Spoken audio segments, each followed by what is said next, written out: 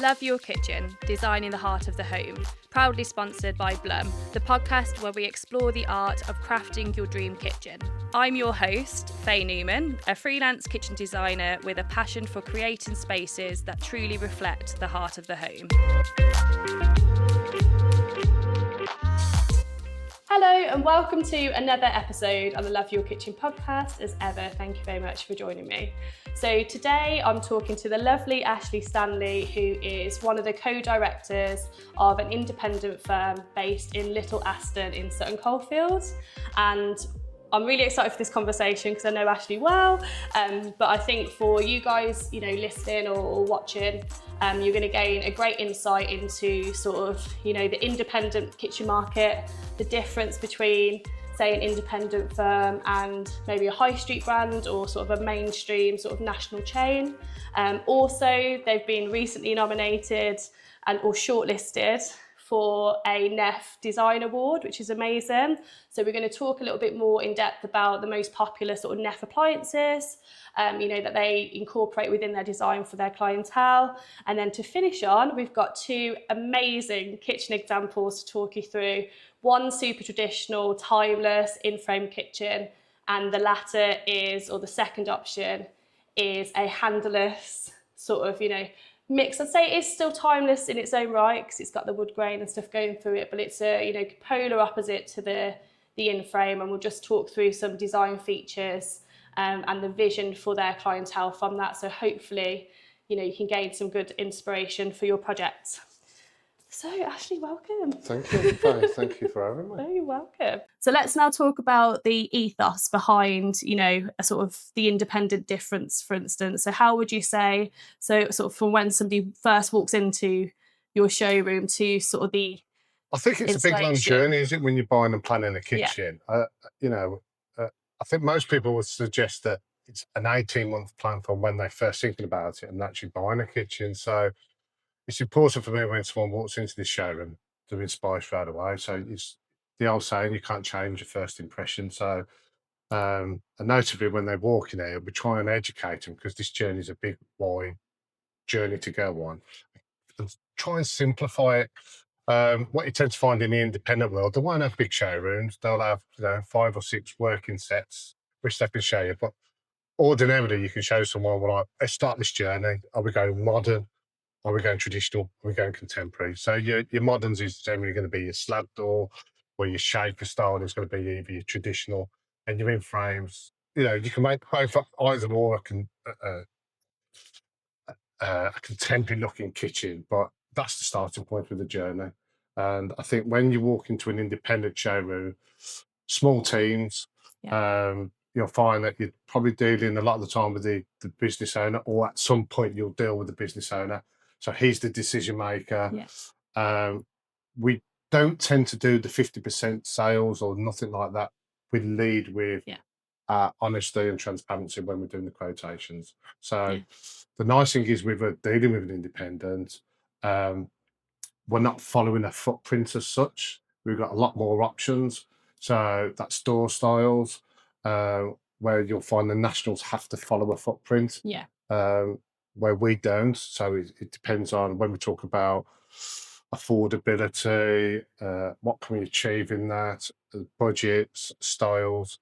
But we're always thinking about how we can manage that and manage the customer's expectations without compromising on the design. Yeah, 100%. And I think it's difficult, isn't it? Because if you're sort of listening, your kitchen's probably not going to cost where you think it's going to cost, sort of wherever you go. Like it's always that, you always think, oh, it's going to cost maybe, 15 grand. And then actually when you've seen sort of the inflation over the couple of years, especially since COVID, it has increased. But I think it's good, as you say, from an independent perspective and for yourself, even you could show like the higher option, and then you've got the room to move down then, dependent on sort of different style door finishes, as you mentioned, like colours as well. Because if it's not a stock door colour, then there's an inflation in costs, like things like that. There's more flexibility, I always find. I think also when we go back to the footprint, there isn't a footprint on the modular cabinet. So what you'll tend to find is that the carcass colours will have a million choices there, right? Without bombarding people with loads of things. We just sort of gauge people where if they're choosing a sage green or something Yeah. like, you know, that like a hickory oak or something like that will work very well with it. But it's the choice and the options without hitting price. It's given the flexibility on the design as Yeah. well. People say, does carcass colour matter? Yes, it does, because sometimes you can have open cabinets. It just differentiates when you open that door. You see something a little bit different and special. So for us, when we're designing kitchens, if we have awkward spots in the kitchen, whether there's pillars or steels, we don't tend to butcher a cabinet. We'll have the cabinet made to suit that measurement. Bespoke doors, so we're not again using that unilateral sort of footprint of doors. If we need to have something a little bit special to make that kitchen done, we do it. You know, so I always think to myself when people walk in here, I'm a localized business, so it's so important that my reputation is the business reputation is strong, because not your own reputation. The amount of times I see clients in a restaurant or walking the dog in the park, and you know, so it's so nice that I can sit down with people and have a coffee or a drink. And a lot of these people become your friends. You know, they stay in touch with them. That's some great people from doing the kitchens.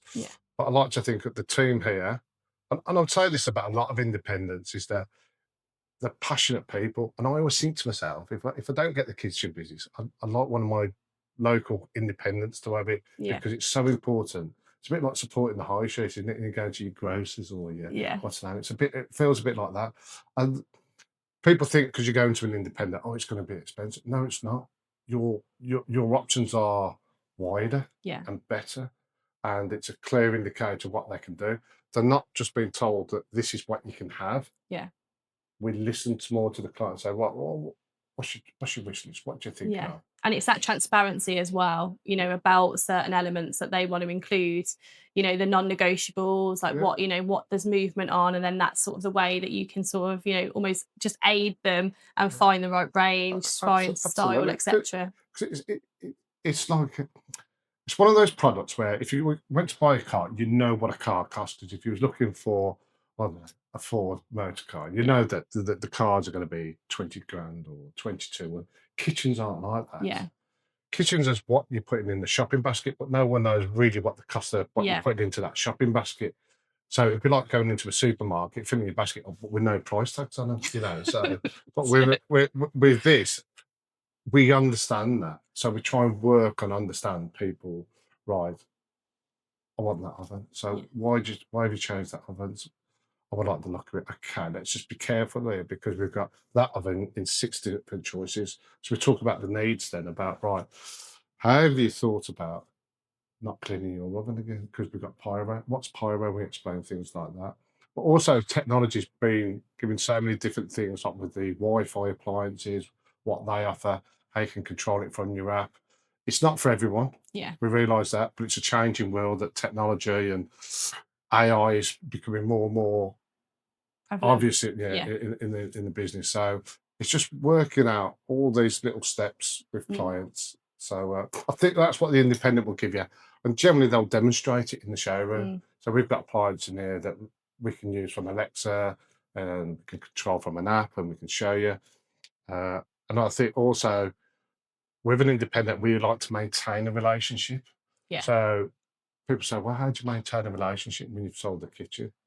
Well, we do cooking demos. We collaborate with our local businesses here. So opposite my business is a butcher's. Next up, we've got Red and White. So what does that offer my clients? So we like to do cooking demos. So I invite my historic customers to come in and do that. We have wine tasting. So again, so as much as that's a rewarding thing to bring people, it's a soft way for me to bring clients in. And all I ask is that people say, well, what did you do on a Saturday afternoon? Oh, we did wine tasting at Linteria. Oh, right, okay. What's Linteria? It's done its job for me. That's all I ask. People say, just how many kitchens on that? I'm not there to sell kitchens on that day. I'm there to spread the word that we're more than just a kitchen company. We're part of the local community. And that's how our relationships are based. You know, so it's an important thing. And I, you know, that's how a lot of independents work. it's maintaining that relationship after the sale. 100%. It's so much more of a personalised approach with an independent. I mean, I've worked in independents before, and things like that, and I always am a great advocate for independence purely because of that, because it is just, especially, compared to sort of like your high streets or your mainstream market, you just get so much more coming to an independent than you would, buying off the shelf. And it's, as you say, from a cost perspective, it can be, or like when you walk into a showroom, sometimes it can feel really overwhelming. You're like, oh my God, I'm not going to be able to afford this, especially even if you can afford the kitchen, but then you've got to think about the installation, the project as a whole. If you're doing like an extension, you want to have beautiful, these beautiful doors in there that cost like 30 grand. And you're like, God, I didn't think they were going to be that expensive. Things like that. Things add up, don't they? So I think once you've sort of found the independent that you like, it's working together to negotiate and find the best, style and kitchen for you. Because it's, as you say, it's pretty much, some ranges are on par with your high streets. Like they really are. And when you something that I noticed from, your showroom and, your company in particular is your testimonials. Like you have amazing testimonials because, as you say, you're continually, you've got that rapport with clients. The designs that you do are amazing. Thank you. They are though. They are. And like it's bringing that level of design knowledge into what could be seen as like a standard kitchen, or somebody that thinks that they can just have an off the shelf purchase, because actually you can have those bespoke elements. It's a big jigsaw puzzle to put together, so it's understanding what pieces you've got to buy. It's a big investment as well. Kitchens are. They are. It's one of the biggest purchases you'll buy. Your house is probably your first, and then you've got your car and your kitchen, which are probably on par. So we understand that. We want to make sure that everything's right for that client. And there's a lot to discuss and there's a lot to go through. But you're trying to just. So people say, how many appointments should I have? How many designs? There's a lot to discuss and there's lots of different options you can offer people, but sometimes unless you show people how that works, people ask for islands, not always the best way, how you work that. So it's always been thinking about, but sometimes when you show them and do the spatial awareness, it clicks, And I think it is like an island's one of those things, isn't it, where you're like, I've got to have this. And I worked with a sort of from the freelance side of my business, I worked with clients recently, and we went for a peninsula purely just because it just wouldn't, it was such a narrow space. It was a beautiful big space. Then we had to pull out the one wall to accommodate for freestanding appliances, things like that. So therefore it would have just made the space look a lot smaller when it was a big open plan space. But re-educating and sort of showing the different design, how that can work from a space managing perspective, and where, as long as it's allowing like all of the storage options and appliances and that, like you can just see how much it works. And they said to me after, they were like, we're so happy we didn't just go for an island for the sake of an island, because it just doesn't warrant the space. And that's something that our job as designers is to pull you up on and just be like, look, we wouldn't advise it, and because of X, Y, and Z. I think sometimes just showing them is this. I always say to the team, we never say no. It's if you say no, you've got to explain it, because then that will give them the options where you from the amount of times I see designs come into the business, and we were discussing one today actually that it just didn't work, but it was an expense where they could have gone very, very wrong. We're handling that design at the moment, and we'll see how that progresses. But it was interesting. The first and foremost, we looked at it and said, look, there's a couple of issues here we can see straight away, and that's why we wouldn't design it that way. But it illustrates that, again, going back to the independence, there's generally a lot of experience behind an independent. So I know my teams, we've all been in the industry a long time, so there's a lot of knowledge. So we've seen so many different shapes and sizes of kitchens, and and I always think to myself, I treat every customer who comes in here the same. I value their business absolutely, and because for that person, me doing a great job for those people, it's that network. then that's all I ask for, you know. Yeah. So because generally most of our business is within reach of the showroom, and I don't know, probably 10-mile radius. So it's so important that that network stays strong. Yeah. You know, so. No, absolutely. So you've definitely, you know, explained the independence difference amazingly there. So thank you very much. So next is to talk about the NEFF Awards, which you said was actually a festival, which sounds pretty cool. Well, you know, we love NEFF appliances. It's a strong product, and there's plenty of options on the in the marketplace. But the reason, we're a NEFF master partner. So what that means is we give up part of our showroom to have NEFF appliances. But the reason why we want that, we want working models in here to give an experience to the clients. They've got some niche things what no one else does, which is great. They have a very strong support package as well behind it. It isn't just about, I know if there's a problem with a NEFF appliance, it very rarely happens, but if it does happen, they've got their own engineers, which for me is just critical, you know, because if you've got an oven which isn't working, you want the answers pretty much straight away. Yeah. From an independent, we get selected models for us as the independent will, which gives you a little bit more, which you won't see on the main street, because you're probably familiar yourself with these NEFF you'll see sold in other places, but the independents will have their own unique packages. And that's the different colour trims and things, isn't it? So you can, so if you're going for like a handleless kitchen with like a rose gold sort of, you know, rail, things like that, you can bring in the trim that matches that, or the one that's like completely black, which I love. Yeah. Rather than going for your normal graphite. There's a lot of thought, you know, and then when you see, it's great because when we talk about the appliances, it sort of sells itself when you demonstrate them or when you have a cooking demo.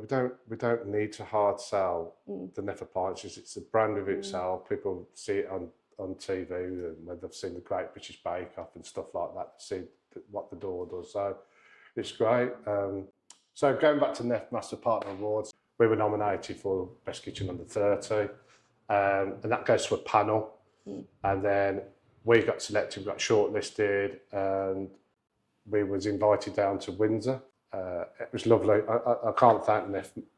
You know, it was just a fantastic event. Yeah. I always talk about Linteria as a business. It says this was initially set up in 1955, so it's 70 years this year. And Gavin retired a few years ago, and he gave me the option to take over this business. So we purchased the business off him. So I always talk about that, how many people have gone through this door. It's been on this site since 1978. Crazy, so it's great that we have second generation, third generation customers coming in. So it really is wonderful that it just keeps evolving, doesn't it? Yeah. So, no, for sure. I think it's, the history within, as you say, within the building and sort of how it's, you know, evolved over the years is amazing for sure. Yeah. But going back to NEFF now, and the sort of, obviously you can, from saying it's 500 to 600, you know, people, industry people being at that award, it just shows how popular NEFF is just as a brand, especially like not only amongst independents, but across the board. So what would you say is like the most sought after features? Oh, it's the door, isn't it? You see the Slide&Hide. Yeah, you see the Slide&Hide and everyone go, ooh, you know. So, you know, it's quite interesting. When it first came out, it was really thought about for galley kitchens, wasn't it? So, but now it's got bigger litre capacity.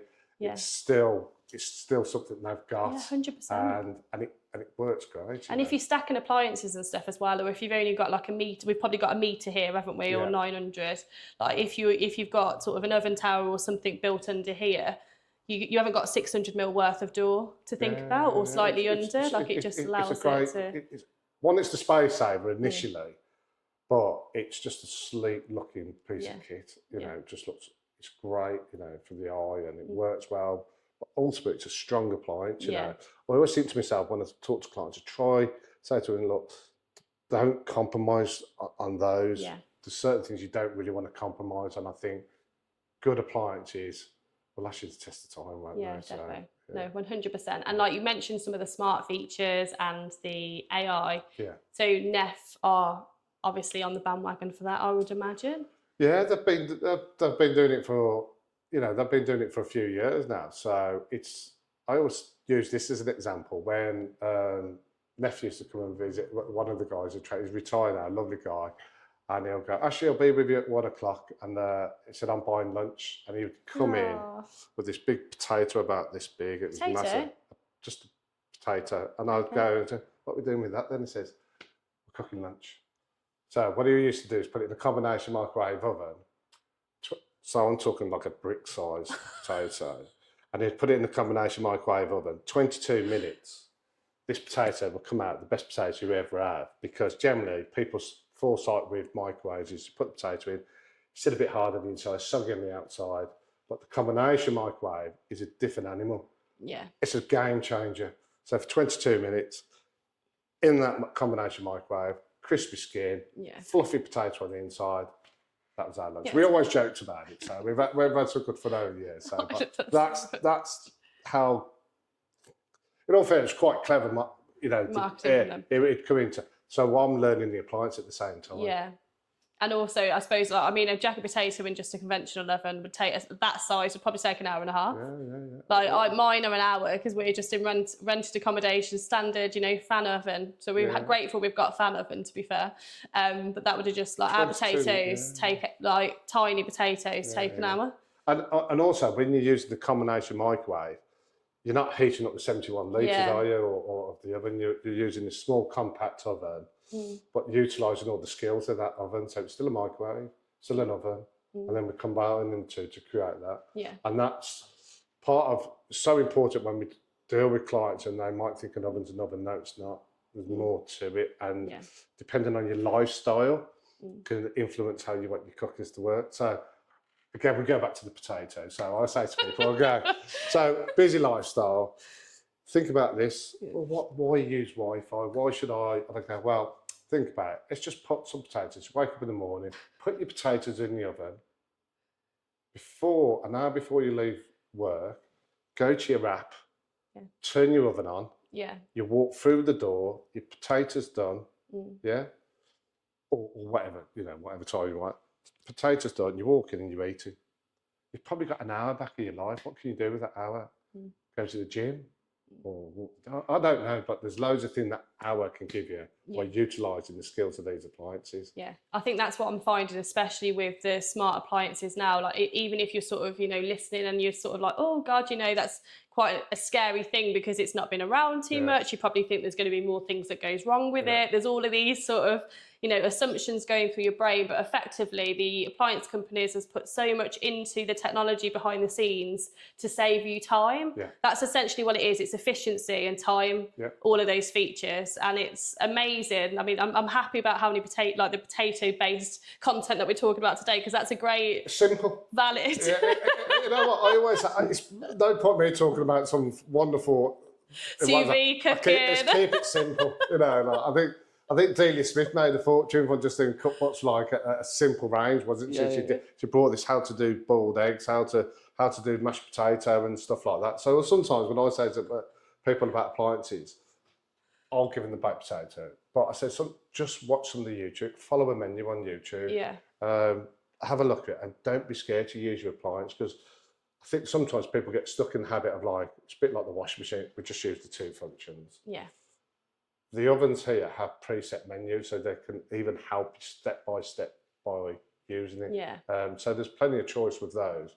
But I always think it helps with your lifestyle change. It's a bit of a game changer. Yeah. But you've got to use it. Yeah, and also I suppose with the NEFF collection range as well, everything speaks to each other, doesn't it? Which is another feature, which is great. Like your hob, your ovens, everything's sort of entwined in together, really, which is always a good sign. But I suppose, as you say, it's one of those things that until it becomes in the mainstream market, similar to a hot tap, like initially I can imagine people would be like, oh, why would you go for one of those? But now that it's becoming pretty much the norm in new kitchens, it's just got to see that cycle, hasn't it? And Wi-Fi wouldn't be it'll become mainstream. There's certain things which seem to be like the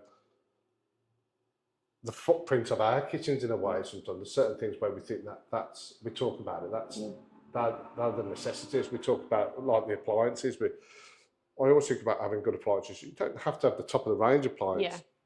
Stuff there a series of appliances, and when you find out about people's lifestyle and what they like to cook and how they work, it changes. It's a bit like the hob situation, like when we use, I'd probably say 9 times out of 10 now it's induction. Yeah.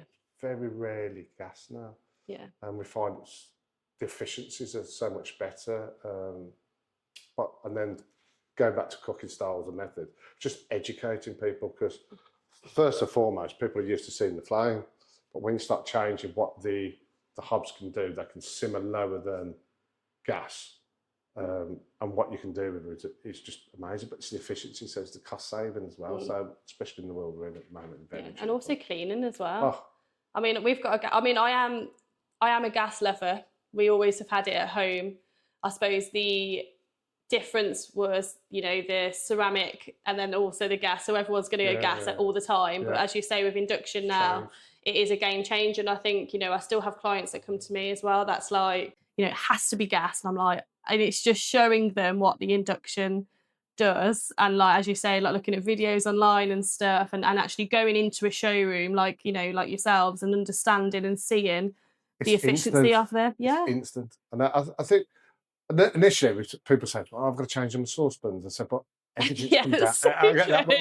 But I said, look, we'll give you some saucepans. We'll give you something, to get you started, but ultimately, this is where you should be looking at now, because it's a different animal now. But it's all these things which make life easier, give you a bit of time back, quality products, which will last, and also backed up with good guarantees and warranties. And also, I think it's really important that when you're dealing with brands, what they have behind it as well.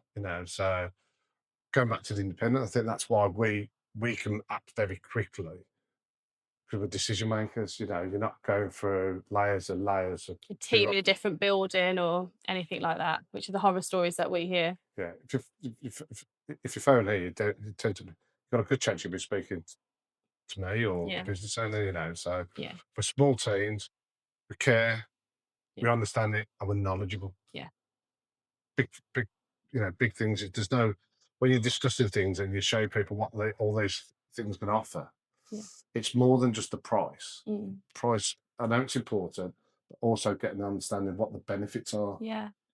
Do you need that benefit? Some people don't. And that's it. And this is it. Like the choice is with you as a homeowner. Like it's your kitchen. Yeah. It's not our kitchen. Like we can give you all these fancy appliances. We can, give you all of this amazing inspo. But at the end of the day, like if you're not going to use it, or to its full capacity, like you might not need that, and then you can put more of the investment into a different area, for instance, like maybe like the wine fridge or something that you might use a little bit more, like not everyone not everyone is keen cooks, that sort of thing. And it's about bespoking it, your kitchen for you, because you don't buy a kitchen every day either, and you want to get on with your designer. I think the great thing about when you do cooking demos, it shows that we tend to, we have different types of customers. Well, we invite historic customers, current sort of customers. So historic customers are ones that you've previously sold to, not just into history. Which is great, because if we've got people who are thinking about dealing with lunatic, they can speak to people. So rather than, they can speak to clients and ask how the process gone. But the great thing with a cooking demo, you tend to find the people who are in the process or just bought the kitchen or just going through it quite quiet. Yeah. The people who've historically had the kitchens are the ones asking more questions with the chef who's cooking. So, well, my potatoes don't look that, and mine don't look that. So they'll educate them. Well, have you tried? Yeah.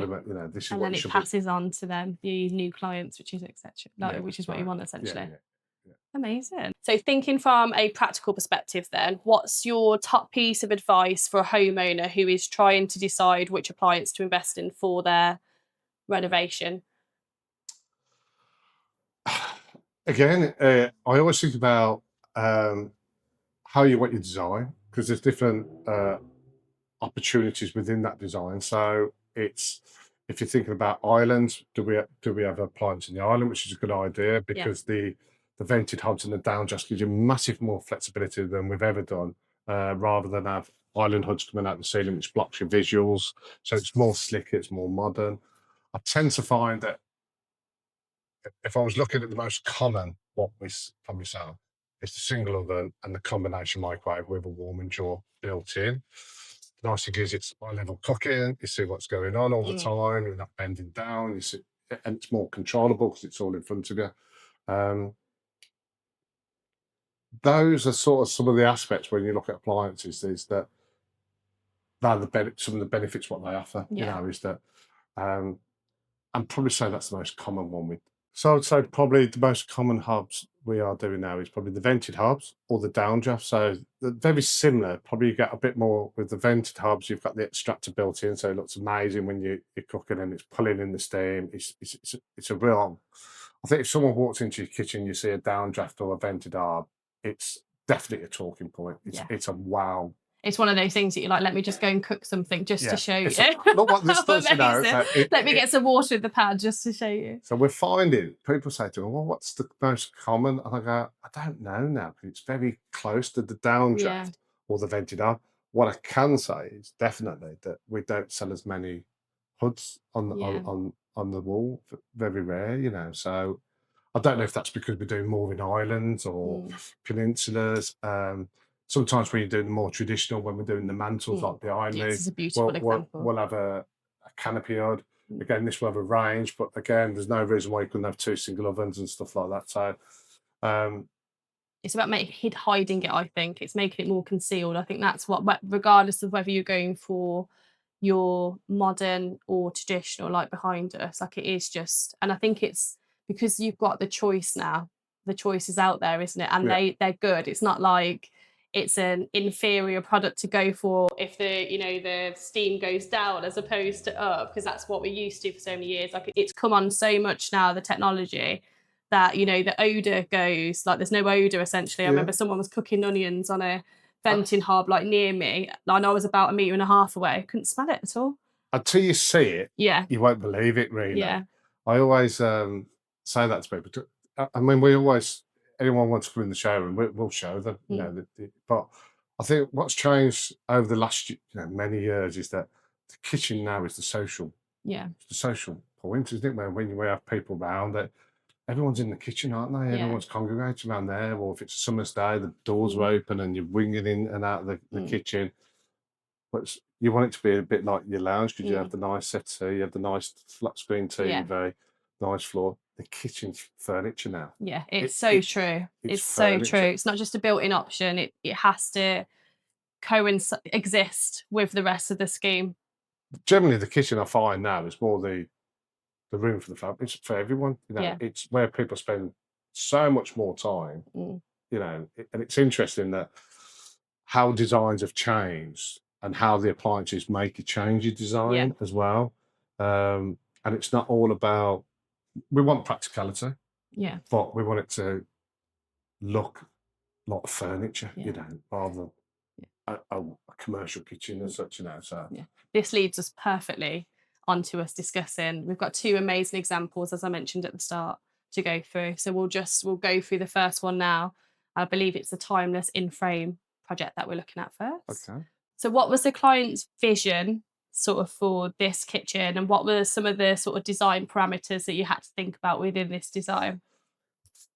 Well, initially there was a builder involved doing a project here, and we got in touch and we was invited down and we met the clients, lovely clients, really, really nice. The property was beautiful property, and the work that was having done.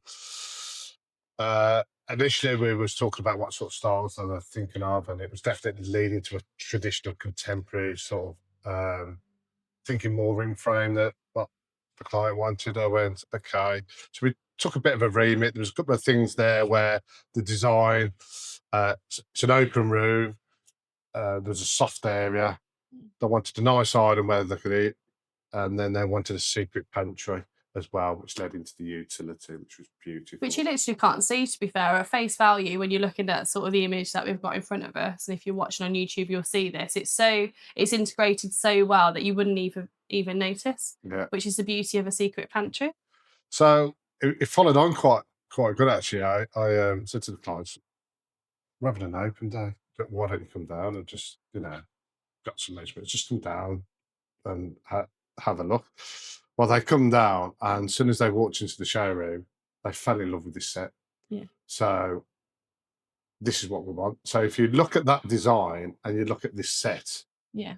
it's very similar to what we designed in a way. So they had the bone, they had the pink, the rose pink, and I remember lady saying to me, "This is how we want it, Ashley." You know, don't, I mean, a few tweaks, we did some slight tweaks here and there, and the built-in appliances rather than a range cooker, but it was just stunning. It was absolute $1 million, and confidence grew with them because they've been in, they had a lot of work going on. So I think initially, from when we first spoke to them to actually doing it's probably about 15 months later. Yeah. So But big projects this size always are. I mean, you've mentioned sort of the value from the house perspective, you know, going up to sort of 2 million, yeah, essentially. Like, there are just lots of can't, attributes to think about. yeah, it was absolutely beautiful. It was a lovely project to work with. Lovely people to work with as well. Just great people. And again, we talk about building relationships. These are the people who will always welcome. They come in. Yeah. We're quite fortunate that we see some of our clients quite often because we've got a nice wine shop next door to us. We've got the butcher's opposite. So we're always bumping into clients. So it's great fun. And we just say, "How's the kitchen? Yeah, it's better. She's still looking great," you know. So yeah, we were very proud of that. And more importantly, the clients were Yeah. overwhelmed and they got what they asked for. I think sometimes though as well, like, you know, we go on about sort of smaller spaces and how it can be quite difficult to design in a small space, but actually I think it's difficult, it can be difficult to design in a large open plan space like this as well, because you know, you've got obviously the parameters of like the doors to think about leading into your utility and things like that. You know, you wanted a good, you know, big central focal point like you've got in the showroom, like you mentioned, which is why they fell in love with the display. But it's sometimes can be quite difficult to, you know, not just make it built in, and you know, and this is where the design finessing comes in. So similar to what we've got behind us here. So having a step up section for like olive oils and things behind you, you know, cladding that all within sort of the worktop material. You might be going into another slab of worktop anyway, so you may as well use it with all these amazing pieces. Little subtle things in that design. We used like the antique mirror just to it was a nice size room. There's the soft area at the back of us. So those colours. So I always say to people, don't be scared to use two different colours in your design because I say it's changed so much now that like with this, we've got the bone and we've got the pink in the island, and that can happen in any kitchen really. Don't be scared to use more than one colour because I think it's accent colours. You probably wouldn't have the whole kitchen in the rose pink, but wow, when you see that, it gives it that. it's stunning. Yeah. And I think the rose pinks now are becoming almost a neutral, like because they're so popular. And I find it even when, you know, I go to and speak to different, you know, industry experts similar to yourself, they're even just like the tonal values of having sort of a soft pink on the walls can really bring out like your greens, or can really bring out, you know, different colours within your space. So to have that as a feature, it just looks really classy, really sophisticated. You've also got the beautiful lighting as well under there, which just gives it that warm glow as well. And I think it's, you know, those sort of features like the decorative plinth, which is always a plus with an in-frame. Yeah, and the pilasters and everything else what went in that, the working drawers. You just think about all the options with that. So in aspects, really, it's quite a simplicity, really, but it worked so well. You know, the mantle worked well with the period of the property. Just little things with the glass in. You could probably can't see it now. The nice fluted glass into the doors as well. Yeah, just adds that sort of warm glow behind there rather than having it solid. Just nice, and there's a quartz worktop in there, which with all the veins in which it just worked brilliant. It weren't too offensive. It tied in lovely with the soft area as well. I mean, the house is just dressed beautifully, absolutely beautiful. And I think like as you say, like the mantle, like the traditional sort of feature of the mantle, the way that tapers, you know, outwards like on a tangent, matches obviously the cornice, and it also matches the edging that you've incorporated on the worktop, and also the decorative plinth that you've got. And I think it's those design differences, isn't it? And that cohesiveness within the design doesn't have to be exact, but as you say, it suits probably the skirting board, I can imagine, that's running around the rest of the room, you know, things like that. And that's what brings that design to the next level as well. There's a lot of thought going into those type of designs. Yeah. I mean, we always talk about, you know, the nice decorative plinth. You know, we'll talk about it and explain what the benefits are. So sometimes underneath the sink area, you can't kick your feet underneath the sink as much. But that's where design and practicality sometimes will a little bit of a clash, but generally that the front fixed plinth is just stunning because it gives that skirt look, like you said, it runs around the rest of the house as well. So that's great. Just suits. But equally as well, because you've run your plinths into your larger posts on the end, if you did want to go for a recessed plinth, the opposite side that you can't see, you can still do that because it's you know, it's not on show, and it's about sort of, you know, creating, as you say, it's making the kitchen sort of individual to each person and each client, really, which works well. And talk to us a little bit more about the pantry then, like its location, like how did you manage that with like was the door already in, presumably, that you had to fit around? Well, we was working to a shell with this, and so we sort of when we was talking about ideas, what we could do, we explained to the client we've got an idea which we'd like to discuss with you. And when we showed the client about what we could do, and she was just well with it straight away. So, but highs a million things really. The utility's got the freestanding wash machine, the freestanding tumble dryer. It's got the pressurized tank in there, which it's the hub of the house. It's got all the electrics in there. It's one of those houses where it's all AI controlled in some aspects of it. It's Alexa this, it's beautiful how they've done it, but the brains and everything is in that utility. So, but when you open it up, I think I showed you a video clip about how it actually works. It's mesmerizing really, because it just takes it to a different level. It's it's a beautiful design, and the hidden pantries now seem to be a lot more popular now. It stops, like you'd have an internal door there, that's why, and it will break up that beautiful big run of towers. Yeah, and here it's quite important, but just looking at all the lines and how it was all working, we tried to match both ends of this kitchen here with. This is the fridge freezer stuff. We wanted to keep the line of the doors here and the working pantry in line with this. Yeah. So we didn't want to stagger the lines. Well, that's such a big thing that I see, and I'm like, yeah. So it's and it might not, people don't see that with design, but that's a thought process where we're going through. You probably sit better on that. And that it's creating that line to work with that, because these are appliances in here, and then we're trying to keep this line in line with this one, which we did. Yeah. But making those doors work as a working pantry as well. And also just having your horizontal, you know, cup handles on the top as well, which you wouldn't normally have on like the wall cabs and stuff, but having those so they marry up with the drawers at the bottom, it just, again, is cohesive all the way through. Yeah.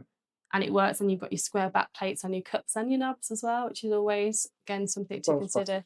I know, it's a good job I'm here, isn't it? I could talk about your design for you.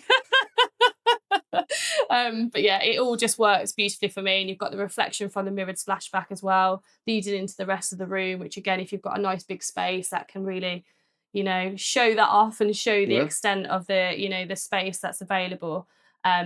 So yeah, I think it's, you know, a beautiful design to work with for sure. And the in-frame, you know, as you say, like the in-frame, just, so, you know, the details surrounding the door. There's obviously different types of in-frame as well that you can go for, like, as you mentioned. I think in-frame in the marketplace is always the premium kitchen, isn't it? Yeah.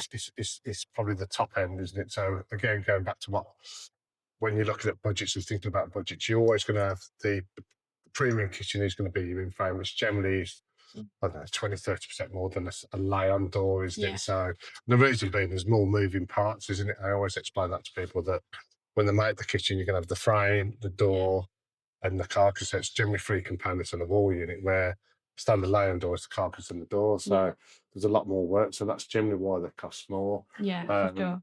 But a beautiful kitchen. Yeah, beautiful. And also more from a design consideration perspective. Yeah. Definitely. So we've ran through the timeless classic, which has been, I'm sure, helpful for many looking for that particular style of kitchen. We've now got a handleless example for you. And even though it is modern, it's still got sort of timeless elements in it, which we want to obviously talk about. So why don't you tell us a little bit more about the sort of client vision again for this design, and also some of the sort of key design features and parameters that you had within the space? It was interesting with this client. We about 18 months ago, we've had a full showroom refurbishment, so we completely changed the showroom. So one of the kitchens, what we didn't have a strong offering of was the true handless, but we've changed that now. So we've got a lovely display of the true handless, and the clients came in and we got on very well. And interestingly, we had quite a bit of fun with the guy, because some of the remits, he said, look, we've got this horrible centre column in the kitchen, what we need to do something about. And it says, my interests are that I love coffee. I said, so coffee by day. They said, but ultimately, I like a glass of wine, so wine by night. So what he was telling us in a roundabout way, I want a coffee station and I want a drink station. That was his two priorities, Absolutely. non-negotiables. Yeah. And as you can see from the room, it's definitely, it's a walkthrough from the front door into the kitchen. So everything will go through that kitchen. It's a social room. It's got a lovely dining area to the side. But yeah, when we started pulling this design together, initially we was talking about shaker style doors originally, and then it really changed when we started to look at some of the worktop options, and then offering the wooden idea with a muscle colour. Now there was no doors to show me; it was just like samples, because Egger offers so many board styles. We could pretty much have any wood colour done. Yeah. You know, there's that much choice. So what we did initially, we pulled these colours in. We had a couple of these doors made. We got a sample of the worktop. We got a sample of the floor. Pull those colours in. Created the mood board as such. See if those all pulled in the right direction. Wish they did. And then we concentrated on the design, that we knew that the coffee station, the drink station would be to the one side of the room. And then we got the cooking station, which works well with the wood, followed on by the muscle. And probably with the dark appliances, the true handle seamless going all the way around ties in lovely with that as well. Yeah, so for sure. Quite a minimalistic design, but there's a lot going on there. But I think the worktop, as soon as you walk in with the waterfall ends and you see that beautiful design, it's a compact worktop, which is a very unusual worktop colour, 20 mil, but it's based on an Icelandic design. It's a designer who put that on, put his name to that, but it's stunning kitchen. Yeah, it's definitely a unique worktop, I'd say. It's probably a Marmite worktop, but equally it works so beautifully with this overall scheme. And as you said, you've got your waterfall ends on both sides, so you're really seeing that design not just horizontally but vertically as well. And this is the main entrance, sort of walking in sort of here, isn't it? So then you've got your ovens to the left, and then you've got your show-stopping sort of island in the middle. And you'll see there that there's a lot of push to open. So the wall units will have the push to open. So there's no handles on sort of the top boxes. There's a lot of push to open features there. So some nice, clever features. The wall, plenty of drawers are there. So again, making life easy. That more storage, accessible storage. Definitely work that kitchen did. And again, we used mirror to emphasize the room. We used there's different mirrors we use, which will suggest like whether it's an antique mirror, a frosty mirror, but it really picks up the room and makes it that much bigger. It's a decent sized room anyway, but it's the look, and because the choices are really behind there. Would you have a splashback? Or would you go with would you come up with an upstand, or would you put splashbacks in? But notably, we just wanted that to be, when you walked into the room, this was a standout feature. The island. And, keep it as that standout feature. If we would have put too much on the other side and clad it, I think it would have overdone it. So we used mirror to let that basically do the talking. As soon as you walk in. So the pillar, you can't do nothing about the pillar. But what we can do is make that island is wow. Yeah. And I think with the mirror as well, you can see the beautiful furniture that you've put on the opposite wall. Yeah. So where you've got your coffee station and your wine cooler, that sort of thing, it's sort of, again, it reflects off that and it's all in keeping, which I think, again, works well. And I think this is a real design where, you know, the building's got to have structure. So unfortunately, you know, some clients that, you know, I bet you have the conversations, or you had the same conversation with this particular client's like, oh God, I've got to have a pillar in my room. Like, how are we going to make it work? But as you say, because you've sort of had that as the center point, built the island around it, it just gives, you know, it makes it look more built in and part of the design, as opposed to just plonked, you know, on the edge of an island. And it, you know, I think that's it's a real design, really, isn't it? And it's making a feature of those elements. Like, you've got your socket on there as well, so great place for that. So you haven't had to interfere with anything on the worktops. Modern kitchen, easy lines, clean. It worked well. No, it's definitely a beautiful design. And if you are just listening, I'd you know, encourage you seeing these designs as well on video format, because, again, as you've mentioned before, seeing everything as a visual is so much better and easier, you know, to gain that inspo, as I'm sure you're all searching on Pinterest and other various platforms, you know, now. Well, it's also, sorry, but it's like the grains on the doors. It's making sure that the grain's still vertical. The amount of times I've gone into lots of people's showrooms or gone into people's kitchen, I've got tools got the vertical grain, and then the drawers are going the other way. I think, oh God. Yeah, it's and it's small features like that, you know, really do make the difference. And it's those things that when you walk into the space, you don't probably notice them, but again, you know that the design works, because it's like the unheard things that have happened behind the scenes from a designer's perspective to make it look completely seamless, completely cohesive, completely, you know, as a full package. Just makes the whole design work from there. So I think that's a very, you know, good and easy design point to change as well. It won't cost you anything to switch your grain the other way. So to finish on then, if somebody is sort of watching or listening and they want to sort of, you know, find out more about Linteria or meet yourself, or come to one of your cooking demos that you've mentioned, or visit you at the local wine shop, whichever it is, or bring you a potato. Oh, potatoes. Bring your potato, you can have a go on the oven. How can they find you? I mean, you'll always see us on social media, and but ultimately, I always say to people, don't be scared to come into an independent and come into Linteria, because there's affordability. There's definitely we can work with anyone's budgets. We'll give you a lot of guidance. We'll give you a lot of advice. We'll show you where the money can go, where you can save some money without compromising design.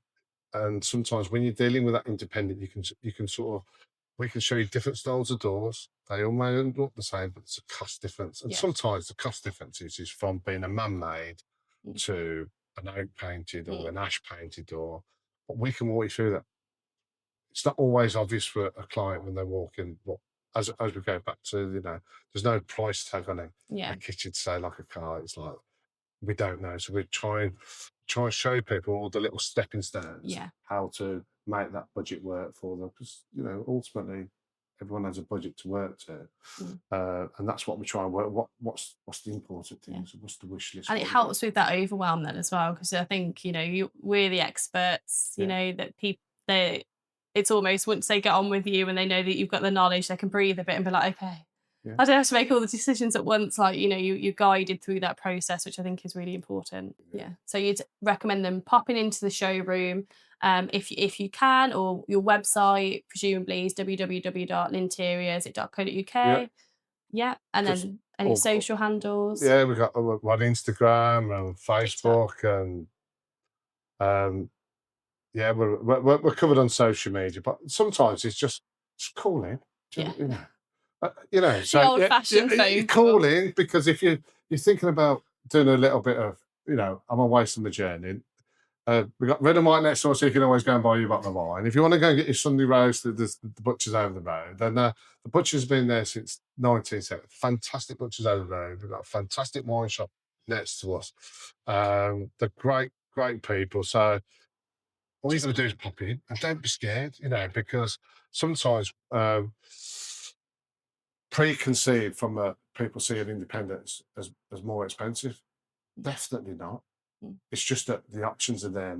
There's a lot more to go at for you. So depending, it's a bit like horses for courses, you know. So we can plan your kitchen whatever you want, but we have all the tools and all the options. The nationals don't.